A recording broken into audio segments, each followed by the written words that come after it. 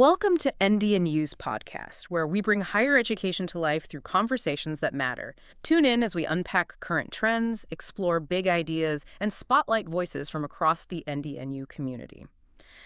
So today we are exploring the story of Dr. Kelly Vaughn. She is the Dean of the School of Education right here at NDNU. Yeah, and her journey is just, it is really fascinating. It really is. We are looking at how a pretty traumatic childhood event basically became the blueprint for her entire career. I mean, imagine being in middle school, which is already a tough age, right? Oh, absolutely. The worst. Right. And your family is one of the only Asian families in the neighborhood. Her mother was struggling with paranoid schizophrenia, and then their home gets vandalized with ketchup, motor oil, and racial slurs. It is just a stark image. That level of trauma could easily, break a student.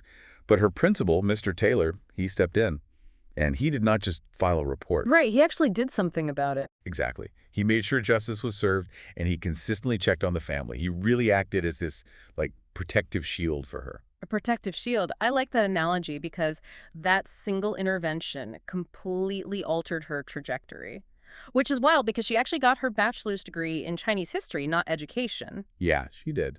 So how did she pivot from Chinese history to K through 12 education? How did that intervention translate to her stepping into the classroom? Well, Mr. Taylor became a family friend, and he actually brought her on as an intern at a local school district over the summer. Oh, wow. Okay. Yeah, so that little taste of substitute teaching just solidified things.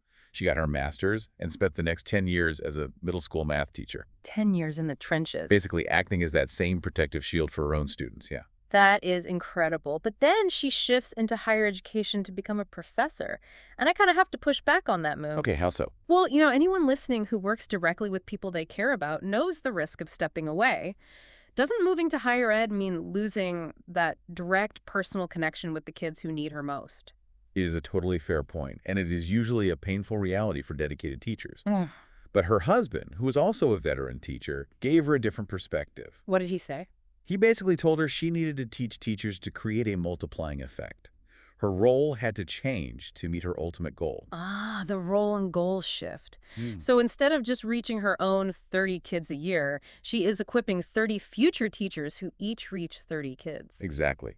When she joined NDNU in 2008, she went from being a classroom protector to more of a systemic architect. Right, and the mechanism she uses to do that is the CRT-WC framework, which focuses on social-emotional learning and growth mindsets. Right, the Center for Reaching and Teaching the Whole Child.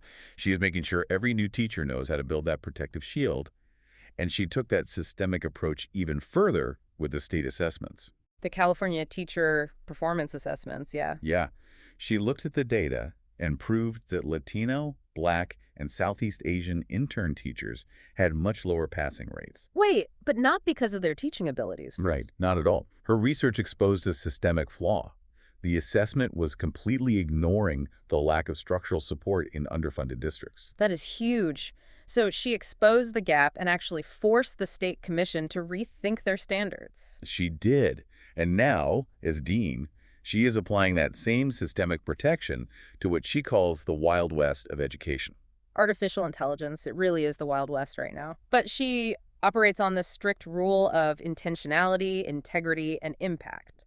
How does that practically work with AI in the classroom? Well, she trains educators to critically evaluate the technology. Like if an AI generates a lesson plan, the teacher has to look at who that algorithm might be leaving behind. Oh, making sure it reflects diverse perspectives. Exactly. Yeah. It is about using AI for efficiency, so the teacher has more time for emotional intelligence and human connection. It all traces back to Mr. Taylor, honestly.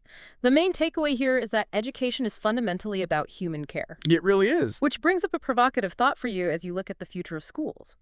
As AI gets better at the mechanics of learning, will the teacher's role shift entirely from being an information provider to just being that emotional, protective shield? It is definitely something to think about. Thanks for joining us on the NDNU podcast, where higher education meets real-world insight. If today's conversation inspired you to keep growing professionally, explore our graduate and credential programs designed to help you build new skills and advance with confidence. Learn more at ndnu.edu or give us a call at 650-508-3600. Classes are enrolling now. See you next time.